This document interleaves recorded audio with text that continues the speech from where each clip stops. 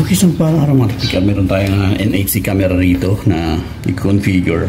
Ito galing na sa isang site at na-configure na dati sa isang router. So dahil i-configure natin ulit sa ibang location ng technique, kailangan natin i-reset. So kung mapapansin nyo, meron siyang reset button dito. At try lang natin ilong press para mag-reset sa kanyang factory default. So sa ganung paraan, at least medyo mas masusundan natin kung ano yung mga sinasabi dito sa manual.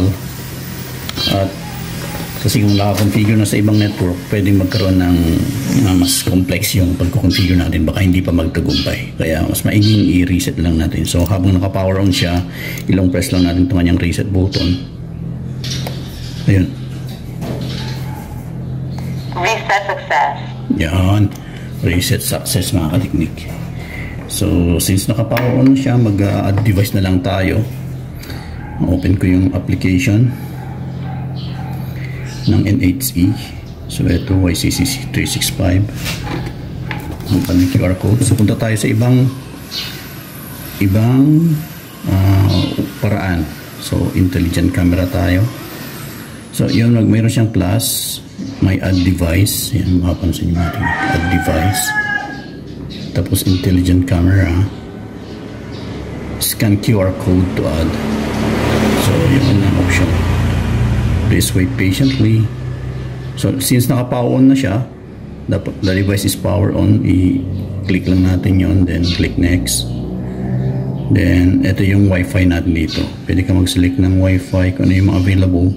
So mga technique, itong kan pala to dito sa yung available na wifi nila rito. Dalawa ang doon sa isang router, dalawa yung wifi, isang 2.4G tsaka isang 5G.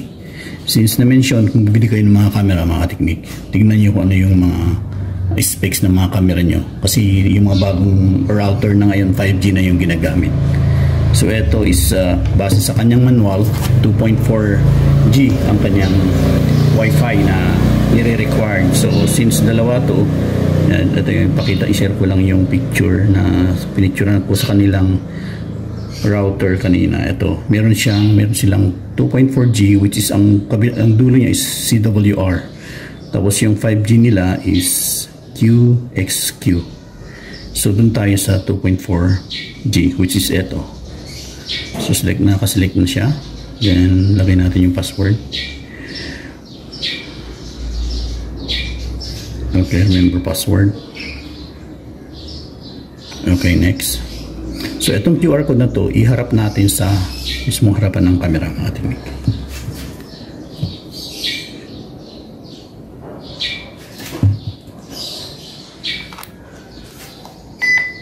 Sorry, narinig nyo yung beep na yan. Ang sabi niya, please wait for Wi-Fi connecting. Yan. So nadetect niya na yung QR code. Nagbibigay tayo ng narinig natin yung tone, tapos nagkukunik na siya ngayon. Wait for internet connecting. So nagkukunik na siya ngayon dun sa ating 2.4G na Wi-Fi.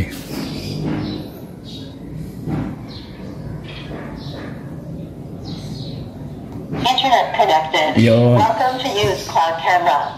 Okay, so internet connected na tayo, mga technique. So ayan, makita niyo po, addition success.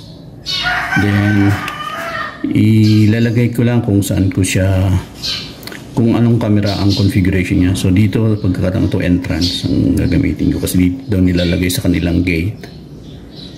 So i-ask ka niya kung gusto mo ng cloud storage for recording. Not now tayo, mga technique. Then ayun na po siya, online na siya, entrance. Yan, click natin. So meron siyang option na lagyan ng SD card for recording niya. Dito na si Nico. Ayun, mag-i-e ko na siya.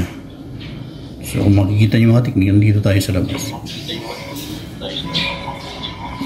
Ayan. Yan.